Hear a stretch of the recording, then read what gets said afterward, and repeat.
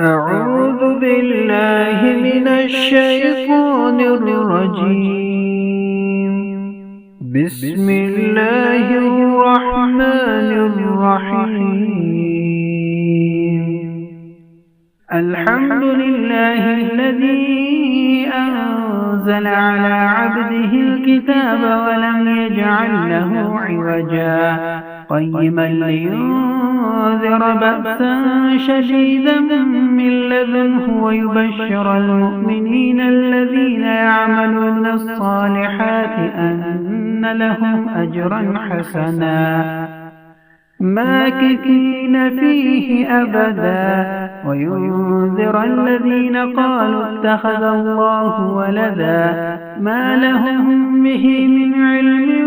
ولا لآبائهم كبرت كلمة تخرج من أفواههم إن يقولون إلا كذبا فلعلك باخع نفسك على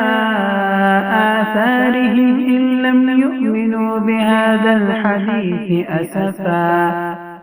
إنا جعلنا ما على الأرض زينة لها لنبلوهم أيهم أحسن عملا وإنا لجاعلون ما عليها صعيدا جرزا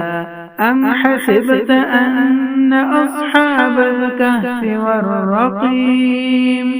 كانوا من آياتنا عجبا إذ أوى الفتية إلى الكهف فقالوا ربنا آتنا من لدنك رحمة وهيئ لنا من أمرنا رشدا فضربنا على آذانهم في الكهف سنين عددا